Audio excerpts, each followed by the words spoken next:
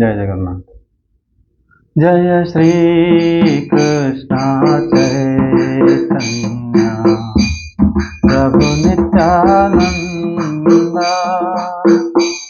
श्री अद्वैत गदाधर शिवसदि गौर भक्तवृंद। जय श्री कृष्ण चैतन्य प्रभु नित्यानंद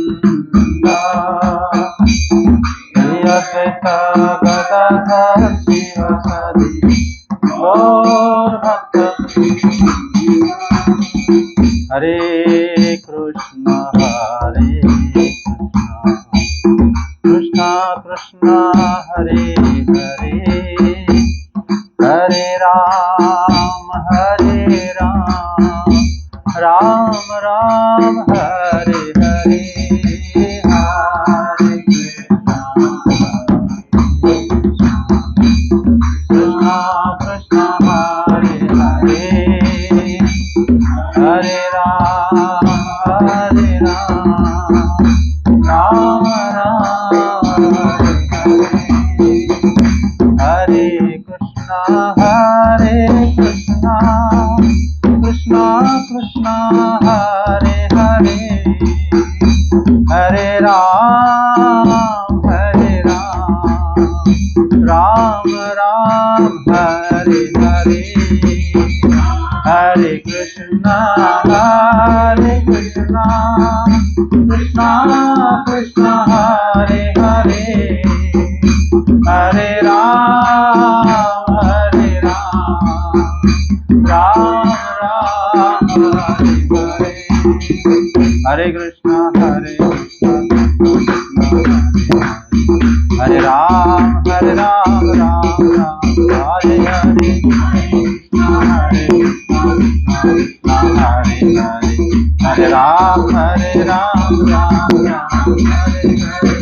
हरे कृष्ण कृष्ण हरे हरे, हरे राम राम हरे हरे। हरे कृष्ण कृष्ण हरे हरे, हरे राम राम हरे हरे। हरे कृष्ण कृष्ण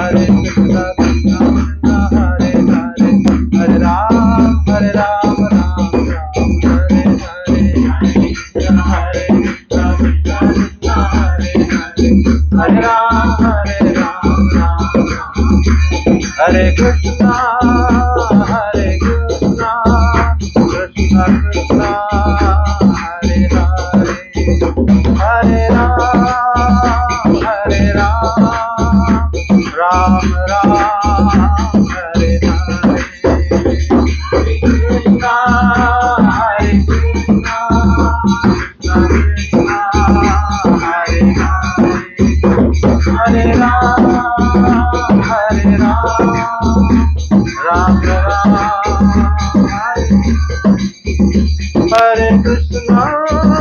हरे कृष्ण कृष्ण कृष्ण हरे हरे,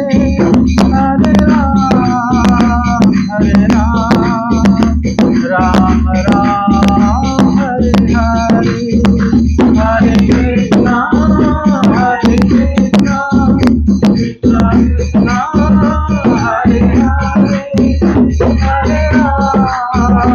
हरे राम राम हरे हरे। हरे कृष्ण कृष्ण कृष्ण हरे हरे, हरे राम राम हरे हरे। कृष्ण हरे कृष्ण कृष्ण हरे हरे, हरे Ram Ram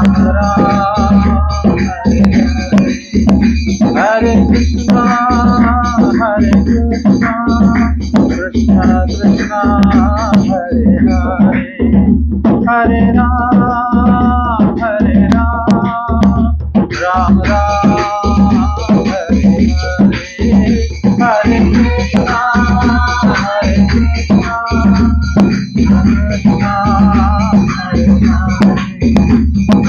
Ram, Hare Ram, Ram Ram, Hare Hare। जय श्री हरिनाम संकीर्तन की जय। जय श्री कृष्ण चैतन्य प्रभु नित्यानंद श्री अद्वैत गदाधर श्री गौर भक्त वृंद की जय। जय श्री बलदेव, जय श्री सुभद्रा, जय श्री जगन्नाथ, श्री दर्शन देव की जय, भक्ति देव तुलसी माता की जय, योग माया माता की जय, सभी भक्त वृंद की जय। जय जय श्री राधे श्याम।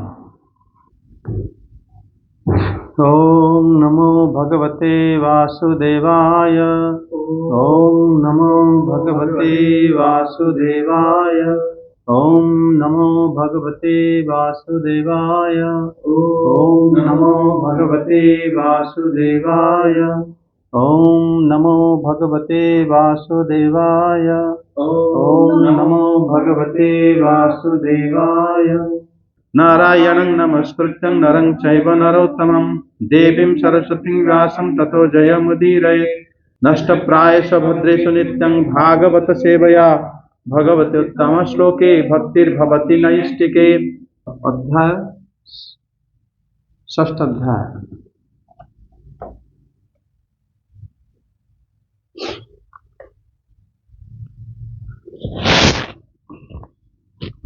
श्रीमद् भागवतम षष्ठ अध्याय श्लोक संख्या 1। वाचं बन्हे मुखमूर्खं क्षत्रं छन्दसां सप्तधातवः यव्यक्याव्यामृतान्नानं जिह्वा सर्वरसस्य च। वाचं बन्हे ब्रह्मे मुखं क्षत्रं छन्दसां सप्तधातवः अव्यकाव्यामृतानानं जिह्वा सर्वरसस्य च। ब्रह्मा जी विराट स्वरूप की विभूतियों का वर्णन। ब्रह्मा जी कहते हैं, उन्हीं विराट पुरुष के मुख से वाणी और उसके अधिष्ठात्री देवता अग्नि उत्पन्न हुए। सातों छंद उनकी 7 धातुओं से निकले हैं। मनुष्यों, पितरों और देवताओं के भोजन करने योग्य अमृत में अन्न, सब प्रकार के रस, रसनेन्द्रिय और उसके अधिष्ठात्री देवता वरुण विराट पुरुष की जीवा से उत्पन्न हुए।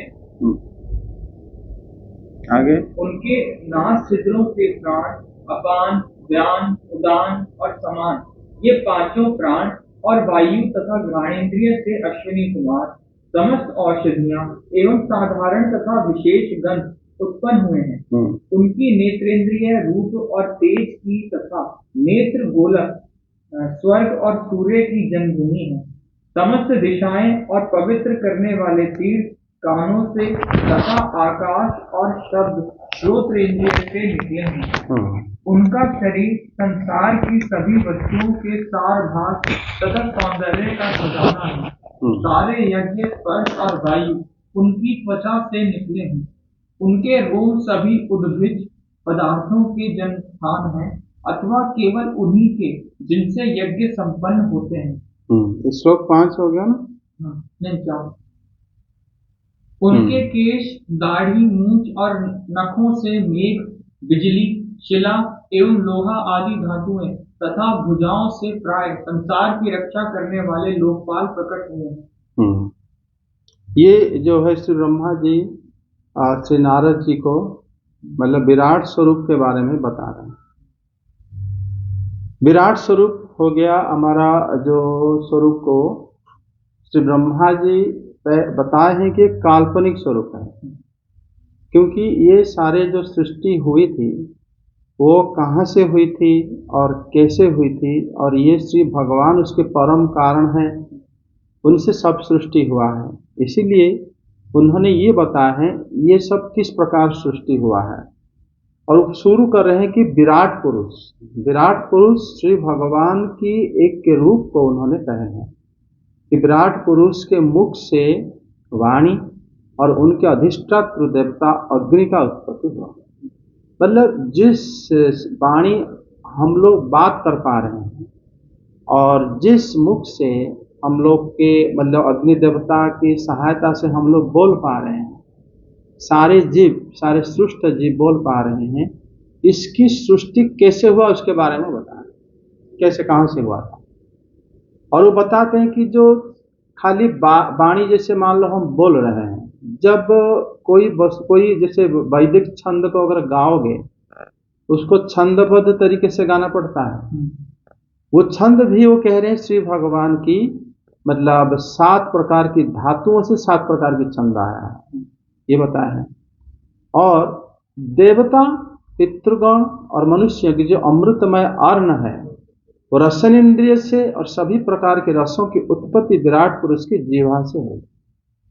मतलब उन्होंने हम लोग की सृष्टि के बारे में वो कारण श्री भगवान को बता रहे हैं कि हम लोग वहीं से हुआ है।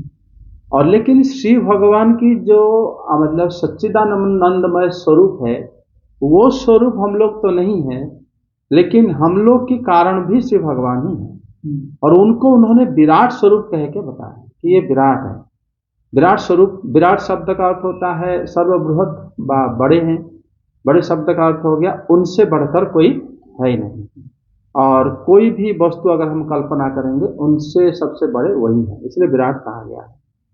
और ये द्वंद्व जगत में ये बात समझने के लिए उन्होंने विराट शब्द को भी व्यवहार करा है।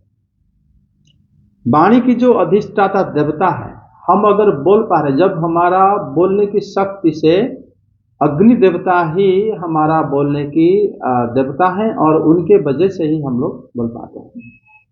और जब अग्नि मांद्य हो जाता है शरीर में, तो फिर हम लोग की जो बोल चाल जो है धीरे धीरे धीमी पड़ जाता है, फिर हम बोल नहीं पाते। गायत्री आदि जो 7 छंद है, वो भी माने श्री भगवान के जो 7 प्रकार की धातु से उत्पन्न हुआ है। किनके? विराट पुरुष के। चर्म, मांस, रुधिर, मेदस, मज्जा और अस्थि, इनको 7 धातु कहते हैं हम लोग के हिसाब से। और विराट पुरुष की जो 7 प्रकार की धातु है, 7 प्रकार की धातु से 7 मुख्य छंद निकला है। पितरों की अर्ण और देवताओं की अर्ण। देवता तो ऐसे प्लेट में खाना तो नहीं खाते वो लोग, देवता लोग खाते हैं। अगर हम लोग अग्नि में जो डालते हैं उसको देवता लोग खाते हैं।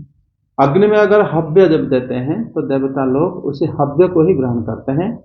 और पितरों को जो पिंडदान के माध्यम से जो देते हैं वही खाते हैं। वो पिंड में जो दिया जाता है तो उसको कव्य कहा जाता है। बाकी जो बचता है वो होता है अन्न, उसको मनुष्य ही खाते हैं। इस प्रकार अन्न शब्द से पता चलता है कि प्रजा वृद्धि व वो लोग कैसे रहेंगे अपनी स्थिति के लिए, ये बात भी श्री भगवान ने मतलब नजर में रखते हुए ये सब सृष्टि करे हैं, अन्न को सृष्टि करे हैं। उसके बाद रसन इंद्रिय के अधिष्ठाता देवता जो है वो वरुण है, और जीवा हमारा जो है रसन इंद्रिय। जीवा से हम लोग स्वाद लेते हैं और भोजन भी जीवा के माध्यम से हो पाता है। तो ये सब भी श्री भगवान ने विराट पुरुष के माध्यम से, विराट पुरुष ही हम लोग की सृष्टि इसी तरीके से ही करे हैं। इसलिए इस श्लोक में जो उन्होंने बताया है कि वाचा ब्रह्म है, चक्षेत्रं मुखम, छंदसा सप्त धातवः, हव्य कव्यामृतार्नानं, हव्य अन्न और एक हो गया कव्य अन्न, सर्वरसस्य च जीवा क्षत्र। ये श्री ब्रह्मा जी से नारद जी को बताया। क्योंकि जैसे जैसे विराट पुरुष के विभूति को हम जानेंगे, विभूति मतलब उनकी ऐश्वर्य व शक्ति, तभी भी हमें भक्ति में सहायता होता है। नहीं तो फिर हम भक्ति करते समय भटक जाते हैं। हम सोचते हैं कि भगवान यही है, और हम उन्हीं को भक्ति, जब हम जानेंगे कि भगवान हमसे भी जुड़े हुए हैं, हमारा शरीर का हर एक अंग प्रत्यंग उन्हीं से सृष्ट है या उसी का कारण हुआ है, तो फिर हरे कृष्ण। देखो उसमें जो ये अन्न जो है, ये विराट पुरुष की जो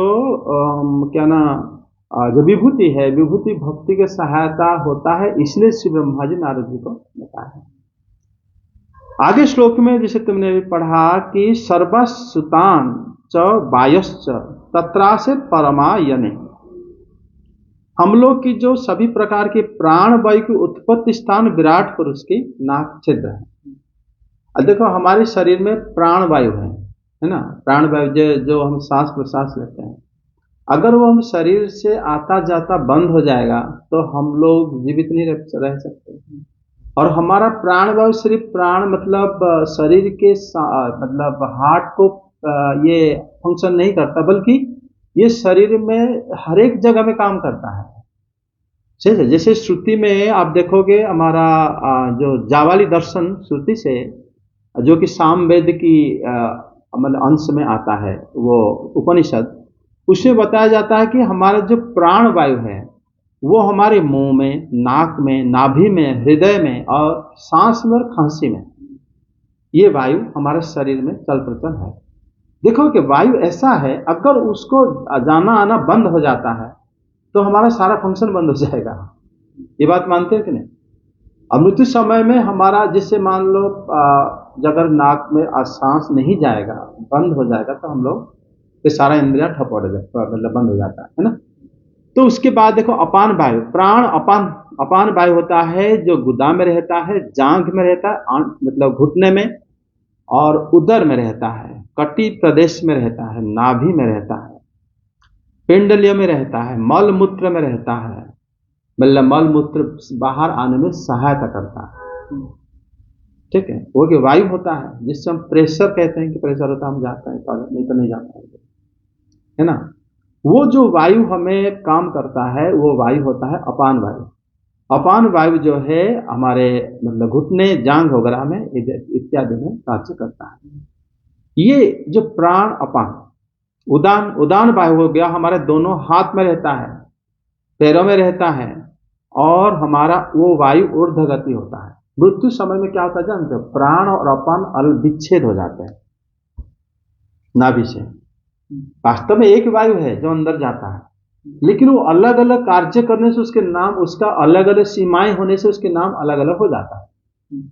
जब देखोगे मृत्यु के बाद मनुष्य के हाथ पैर अकड़ जाता है ना, क्योंकि वो वायु, उदान वायु वहां पर से चला जाता है, तो वायु नहीं है वहां पर।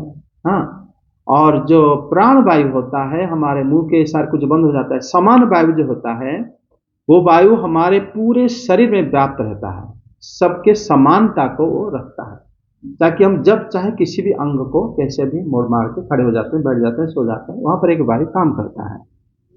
और उसके बाद जो नाग वायु होता है, समान वायु 5 प्रकार की वायु हो गया। फिर नाग वायु होता है जो डकार हम लेते हैं या वमन करते हैं, उल्टियां आती है। जिससे एक धनंजय वायु है जो हमारी चेहरा की शोभा को वर्णन करता है, ये वायु के माध्यम से। और कूर्म वायु होता है हमारे आंख खोलने और बंद करने के लिए वो काम आता है। और क्रूकर वायु जो है हमें भूख लगना, प्यास लगना आदि उसी वायु के कार्य है। देवदत्त वायु जो है वो वायु के वजह से हमें आलसी आता है। तो ये जो 10 प्रकार की वायु है, ये श्लोक में बताते हैं कि सर्वासुनाम च वायोश्च तत्रा से परमा यन। तो ये जो विराट पुरुष है, विराट पुरुष हो गए हमारे श्री ब्रह्मा जी, हमारे सारे अवयव, हम लोग जो सृष्टि हुई, यहां तक कि जो ब्रह्मा जी उनके सामने बात भी कर रहे हैं, उनके शरीर में जो वायु आदि इत्यादि हैं, उसका भी कारण, प्लस श्री नारद जी जो सुन पा रहे हैं या पूछ पा रहे हैं, ये भी उसका भी कारण उन्होंने उनको दिया है, श्री भगवान को, जो कि विराट पुरुष के रूप में ही ये सब प्रकार के विभाजन करे। तो इसमें क्या ना, उन्होंने श्री कृष्ण को सर्व कारण के साथ ये विराट पुरुष एक काल्पनिक रूप है भगवान की, जो हमारी सारी सृष्टियों के कारण होते, उसी बात को श्री नारद जी बोला है। उसके बाद बताते हैं कि परमायो तत्र से परमायो आश्विनो औषधिनाम तथा मोद प्रमोदयो घ्राण। मोद तथा प्रमोद, ये मतलब 2 प्रकार की जो गंध है श्री विराट पुरुष की नाक छिद्र से उत्पत्ति हुई है। विराट पुरुष है कौन? उनको किसी ने देखा नहीं, वो एक काल्पनिक स्वरूप है भगवान के, जो कि समझाने के लिए भक्तों को या नया भक्तों को इस प्रकार समझाया जाता है कि पृथ्वी विराट पुरुष के पैर हैं, वृक्ष आदि उनकी रोए हैं, हाँ, और जो विराट पुरुष की जो आंखें हैं सूर्य है, इस प्रकार समझाया जाता है। इसको श्री ब्रह्मा जी जो है बताते हैं कि वही विराट पुरुष अर्थात वो कारण है हमारे, क्योंकि हमारे पास वायु है इसलिए हम जिंदा हैं। प्राण निकल जाएगा हम मर जाएंगे, शरीर बंद हो जाएगा, हाँ। और हमारी जो इंद्रियां और हमारे जो यहाँ पर वर्णन किया गया है नाक के छिद्र से, देखो जो विराट पुरुष ने अपने शरीर में स्थान दिए, वही वस्तु जो है हम लोग अभी समझ पा रहे हैं, या वही वस्तु हमारे शरीर में कार्यशील है। विराट पुरुष जब 5 प्रकार के जो भूत उत्पन्न हो गए थे, हाँ, जो मिट्टी, जल, आकाश, वायु आदि, वो शरीर के अंदर कैसे रहेंगे, एक ब्रह्मांड के अंदर एक जगह में कैसे रहेंगे, वो तो किसी को पता नहीं था। हम पूर्व अध्याय में इस बारे में चर्चा करें। भगवान ने क्या करे, जब वो लोग भगवान को प्रार्थना करें तो फिर श्री भगवान उनको अपने शरीर में स्थान दिए थे। ये ब्रह्मा जी बताए कि नहीं तो फिर वो लोग एक जगह में नहीं रह पाते हैं। जैसे मतलब अग्नि और जल दोनों का धर्म अलग है, दोनों एक जगह में कैसे रह सकते हैं? जहां पर आग है वहां पर जल नहीं रह सकता, जल आएगा तो बुझ जाएगा आग। लेकिन श्री भगवान दोनों को एक जगह में रखे, मिट्टी को भी रखे, आकाश को भी रखे, वायु को भी रखे, ताकि वो एक शरीर एक साथ बन पाए, है ना। तो वही विराट पुरुष जो जो मतलब फंक्शन उन्होंने चालू करे थे, क्योंकि वो सर्व कारण के कारण है, वही फंक्शन हमारे शरीर में पाया जाता है। यहाँ पर वो बताते हैं कि श्री ब्रह्मा जी की मोद तथा प्रमोद, ये 2 प्रकार की गंध विराट पुरुष अपनी नाक छिद्र से ही उत्पन्न करे थे। श्रीधर स्वामी पाद बताते हैं कि मोद हो गया सामान्य गंध, जिस गंध के माध्यम से हमें खुशी होती है या हर्ष होता है या प्रसन्नता होता है। प्रमोद होता है विशेष गंध, जो हमें मतलब ये गंध द्वारा हम भगवान को मतलब जान पाते हैं, या उस गंध से भगवत स्मरण में आते हैं। ये विशेष गंध होता है, श्री विष्णु का विशेषण मानते हैं इसको। तो इस प्रकार जो है 2 प्रकार की गंध जो है श्री भगवान ने अपनी नाक छिद्र से सृष्टि करी। आगे जो बताए हैं कि रूपाणं तेजसं चक्षुः दिवः सूर्यस्य अक्षिणी दिशां तीर्थानां च कर्णौ आकाश शब्दयो श्रुतम क्षेत्रम। यहाँ पर कह रहे कि सभी जो रूपाणम तेजसं चक्षुः, जो रूप है, सभी प्रकार रूप, जो तेजों की उत्पत्ति स्थान विराट पुरुष की चक्षुन्द्रियां, और स्वर्गलोक और सूर्य की उत्पत्ति स्थान विराट पुरुष के दोनों नेत्र गोलोक हैं। देखो, जो हम कोई भी वस्तु को जब हम देखते हैं, वो वास्तव में वहां 3 चीज एक साथ काम करता है, नहीं तो आप देख नहीं पाओगे। एक तो है आपके अंदर बैठा हुआ जीव या परमात्मा के प्रकाश, उसके वजह से जीव क्रियाशील है, और उसके अंदर जान है, वो समझता है कि क्या देख रहा है। उसके बाद सामने की वस्तु है जिसको हम देखने के लिए वो बैठा है वहां पे। अगर वो नहीं बैठा तो हम किसको देखते हैं? अगर सामने कोई दृश्य नहीं होता, कुछ ही दृश्य ही नहीं है, किसको देखोगे?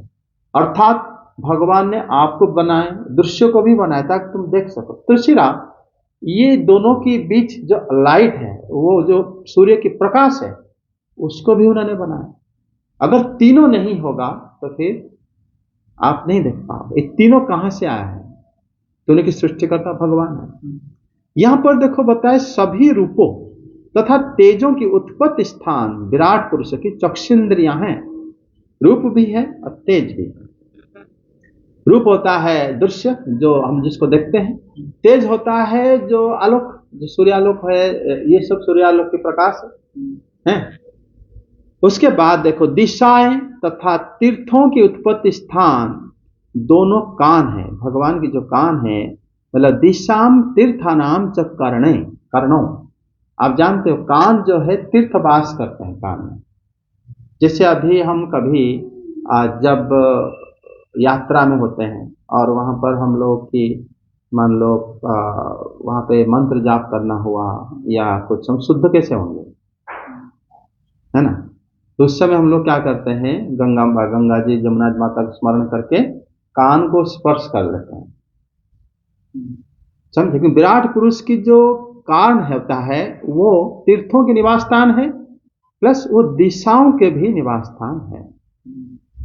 आकाश तथा शब्द की उत्पत्ति स्थान जो है विराट पुरुष की मतलब श्रोत्रेंद्रिय है। वो सुनते हैं आकाश और शब्द के माध्यम से, है? अगर आप भगवान को जब हम मन में कुछ बोलते हैं, भगवान सुनते हैं। कैसे सुनते हैं? क्योंकि आकाश ही उनके कान है, श्रुत इंद्रिय। आकाश कहाँ नहीं है? सर्वत्र है। अब देखो उपनिषद में कहा गया है,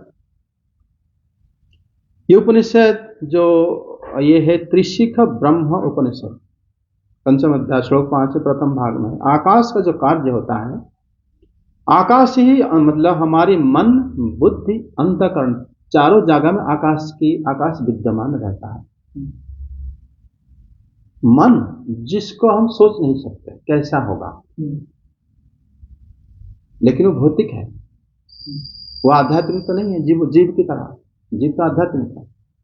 बुद्धि उसको हम सोच सकते हैं कितना बड़ा होगा, हमारी बुद्धि, हाँ, हमारी अहंकार और हमारा जो चेतना, अंतःकरण जो है कैसे बनता है। उपनिषद में कहा जाता है आकाश जो है वो ज्ञान, हमें अगर ज्ञान है वो भी भौतिक है, क्योंकि जब हम लोग मृत्युवरण करते हैं, दोबारा जन्म लेते हैं, हमारा कोई ज्ञान नहीं होता है। हमारे आकाश जो है, आकाश तत्व तो उस समय शरीर के साथ मिट गया। हाँ, आकाश जो है ज्ञान, संकल्प अर्थात जो आप मनन करते हो, निश्चय बुद्धि के द्वारा जो आप स्थिर करते हो कि मुझे ये करना है, अनुसंधान चेतना के माध्यम से करते हो, अभिमान अहंकार के माध्यम से करते हो, ये सारा जो है आकाश के कार्य है। साइंटिस्ट सोचते हैं कि ब्रेन के अंदर सारे जो फोर ब्रेन में जो जो पार्ट्स हैं उसके माध्यम से हम सोचते हैं, लेकिन सोचने की जो क्रिया है आकाश तत्व का है, वहां पर भी खाली जगह है। जो आकाश तत्व है, आकाश अगर वहां से हट जाएगा तो फिर वो कार्य वहां पर नहीं हो सकता, ये उपनिषद बताता है। अर्थात देखो जो मन है हमारा, मन में हम संकल्प करते हैं, किसी भी वस्तु को इच्छा करते हैं, चाहते हैं, वो बना है कैसे? न व्यान वायु से। और मन जो है वो त्वचा, उसके स्पर्श इंद्रिय, उसका भी उसके साथ संयोग होता है, प्लस हस्त इंद्र कर्मेंद्रिय, और उसके एक तन्मात्रा और एक वायु। ये मन जो है वायु में स्थित होता है हमारे शरीर के अंदर। जहां जहां वायु रह पाता है, या बाहर भी वायु रहता है, अंदर भी वायु रहता है, मन बहुत तेज गति कर सकता है वायु की तरह, समझे। और इसीलिए आप देखोगे जो हनुमान जी की गति भी मन की तरह गति में जाते हैं। हनुमान पवन पुत्र हैं वो। और हमारी जो मन है, ज्ञान जो हमारा हस्तेंद्रिय, त्वचा के स्पर्शेंद्रिय, त्वच, और ये मिल के बनते हैं मन, और ये आकाश जो है इसका सन्निधान में रहते हैं, और वायु में ये अवस्थित होता है मन।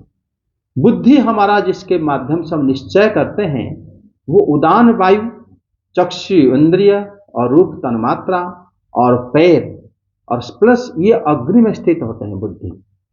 अग्नि, अगर अग्नि आपके शरीर में जो आकाश, अग्नि प्लस आपके पैर और उदान वायु और चक्षु रूप तन्मात्रा मिलके आपकी बुद्धि होती है। अर्थात आप कोई भी वस्तु, देखो उपनिषद में क्या होता है ना, सूत्र माध्यम से देते हैं वो सारे वो विश्लेषण नहीं करते। पहले इसमें देखो आप ये समझ लो, अगर आप सामने कोई रूप नहीं है और आप निश्चय नहीं कर सकते, है ना, आप जब तक देखोगे नहीं, अगर कोई देखोगे नहीं तो फिर आप किसको आप निश्चय करोगे? क्यों मैं इसको लेना है नहीं लेना है, या मुझे करना है नहीं करना? इसके लिए भी रूप तन्मात्रा रहता है, कारण होते, समझे।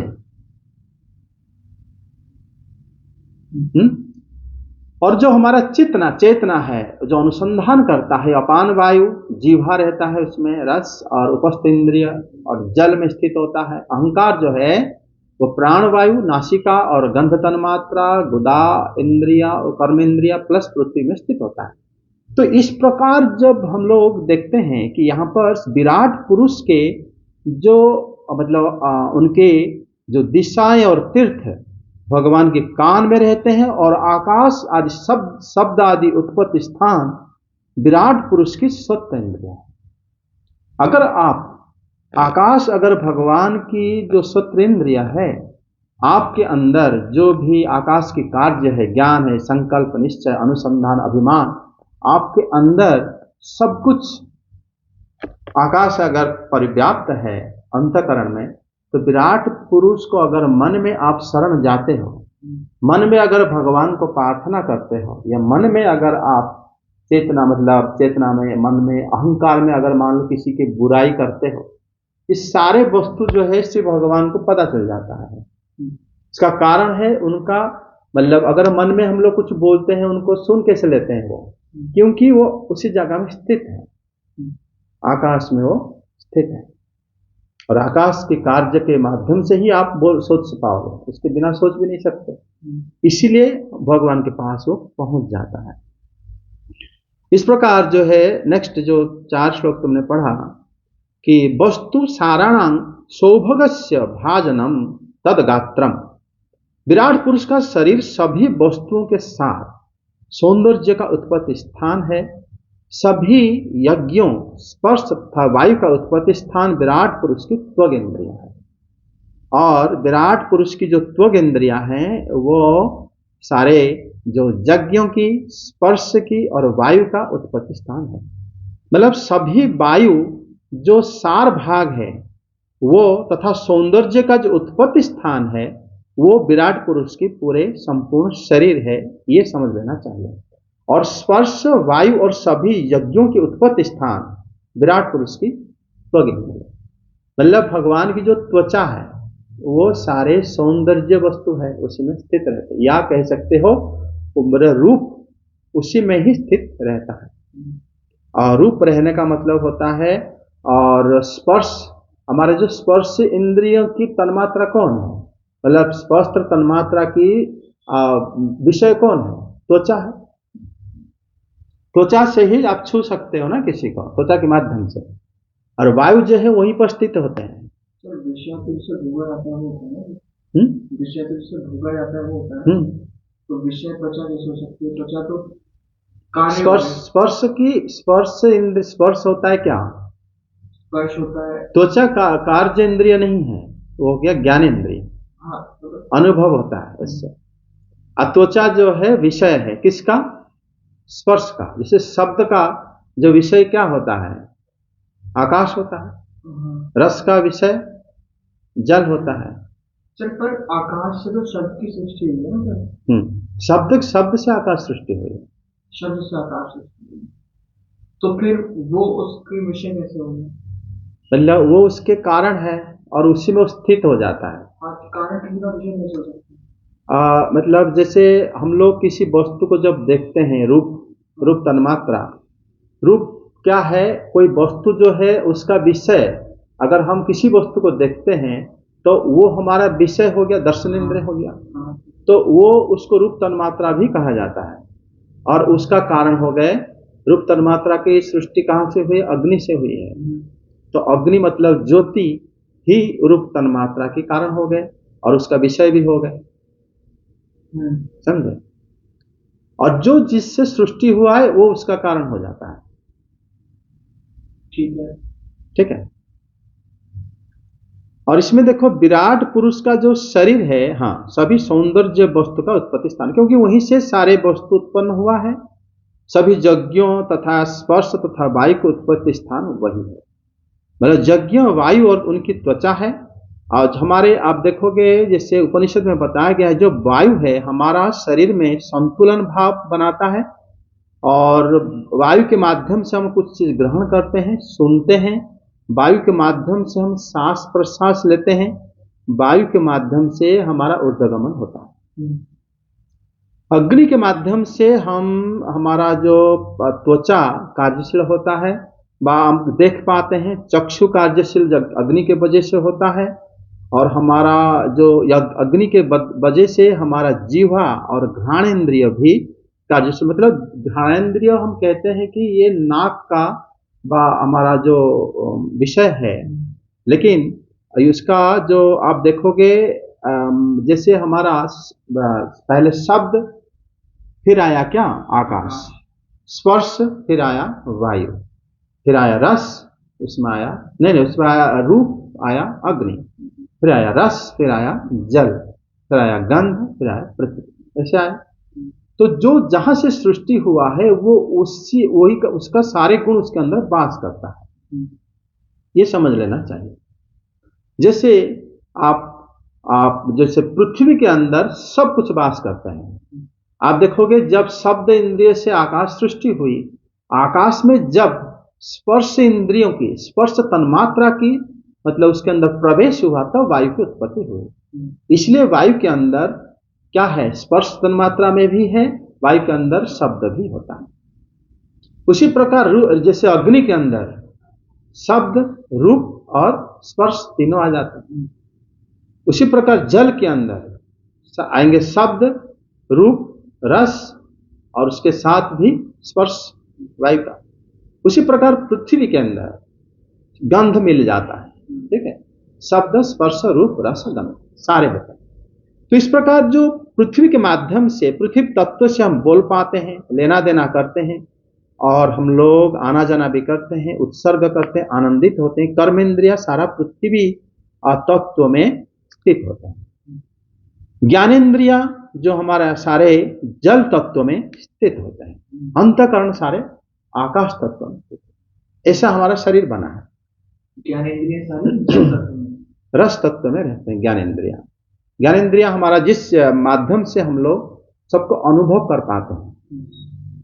तो इस प्रकार होकर जैसे विराट पुरुष से ऐसे मतलब सब कुछ, मतलब यहां पर बताया गया है कि विराट पुरुष के शरीर के सभी वस्तुओं का सार, उनका जो सौंदर्य का उत्पत्ति स्थान है विराट पुरुष, ठीक है।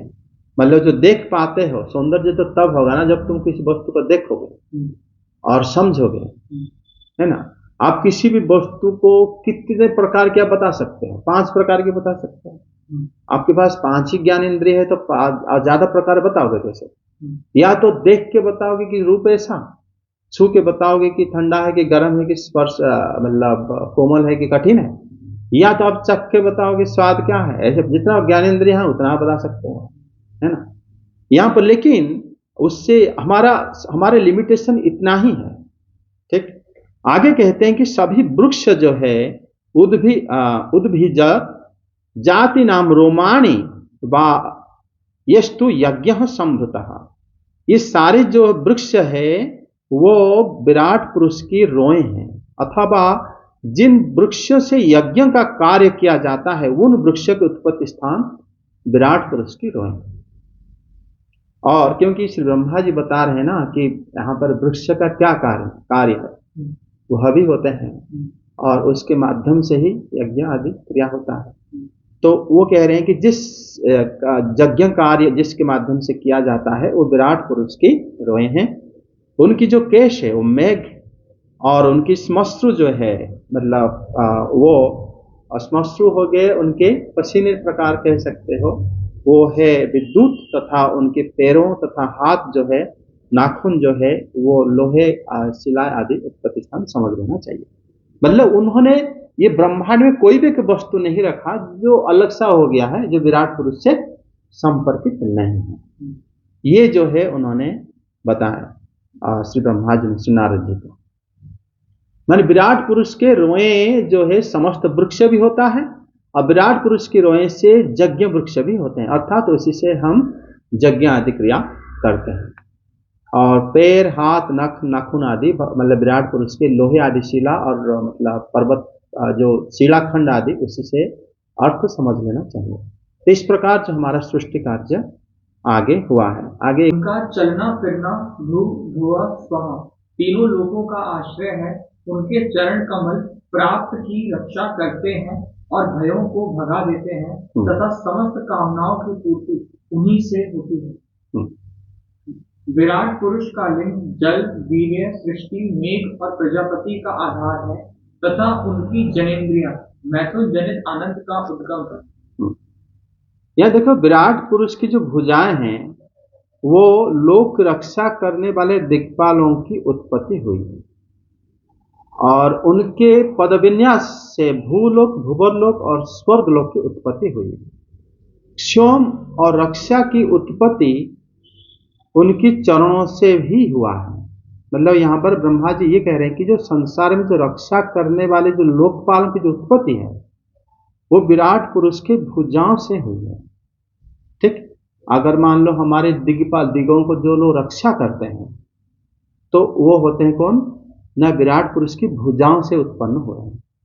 हमें तो पता भी नहीं दिगा में है कौन दिशा में, है ना, और हमें रक्षा कैसे होता हम लोग होते हैं। हम तो अपने मतलब कंट्री के आर्मी को जानते हैं और हम लोग घर बना के रहते हैं, इतना हमें पता है। लेकिन दिशाएं जो है सुरक्षित रहता है, सूर्य चंद्र आदि सुरक्षित रहते हैं। अब 1 मिनट के लिए सोचो, सब अगर ऊपर से ऐसे ऐसे आते जाते रहते हैं, अगर गिर गए कभी तो क्या होगा, तो कौन रक्षा कर रहा है, ये भी तो समझ सकते हो कि नहीं। कोई तो बचा रहा होगा हमें, तभी वो गिरा नहीं है। ऊपर चंद्रमा जा रहा है, हाँ, और ये जा रहा है, सूर्य देव जा रहे हैं, वो कभी हमारे ऊपर गिरे नहीं, कुछ नहीं हुआ हमें। हवा कभी कोई बहुत तेज चलता है और अगर उससे तेज चला और कभी बंद नहीं हुआ तो हम क्या करेंगे, तो कोई ना कोई तो रोक रहा है सबको। तो ये सब समझ लेना चाहिए कि जो सुरक्षा, हाँ, वो भी कुछ भी हो सकते हैं, कुछ भी हो सकता है उन लोगों को, कोई तो कोई जो है जो सुरक्षा कर रहा है, कंट्रोल कर रहा है। तो इन्हीं के बारे में ब्रह्मा जी बताए हैं। ठीक है, बताएं कि ये जो है विराट पुरुष के उनकी भुजाओं से, जैसे हम लोग कोई भी चीजों को हाथ से रोकते हैं तो भगवान ने ये जो रोका मतलब कार्य जो सुरक्षा वाला श्री भगवान मतलब विराट पुरुष के हस्त इंद्र से हुआ है। उनके जो पदविन्यास है उससे भूलोक भुवरलोक स्वर्गलोक उत्पत्ति हुई है। मतलब भूल भुव स्व 3 लोक में वास करते हैं जीव, है ना। वास करने का अर्थ होता है वहां पर खड़े होते हैं, रहते हैं, बैठते हैं, सोते हैं। तो अगर वहां पर खड़े हो नहीं पाते तो रह भी नहीं पाते। खड़े होने के लिए जहां पर भूमि में जब पैर टिकता वो तो हमारी घर हो सकता है, जहां पैर ही नहीं टिकता तो वहां पर आप घर कैसे बनाओगे।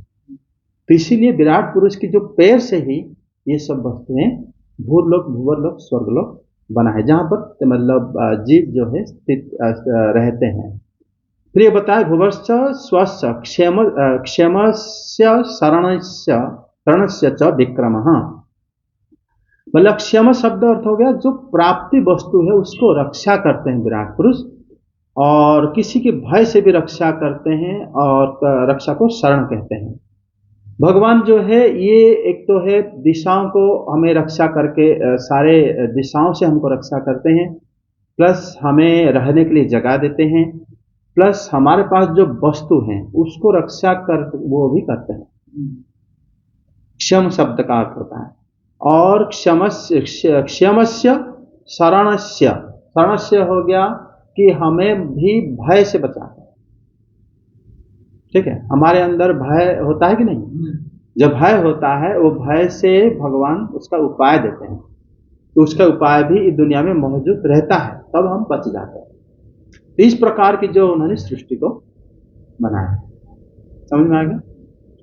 तो आज यही रखते हैं, फिर आगे भगवद गीता। हरे कृष्ण।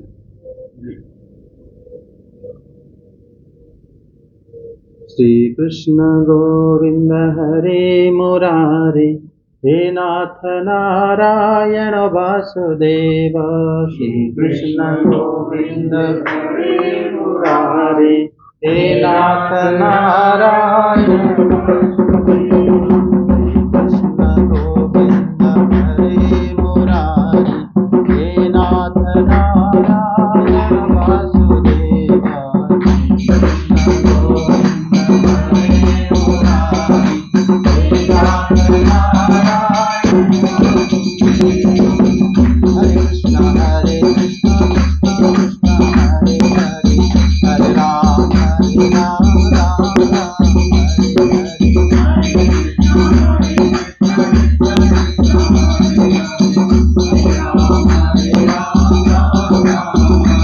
Hare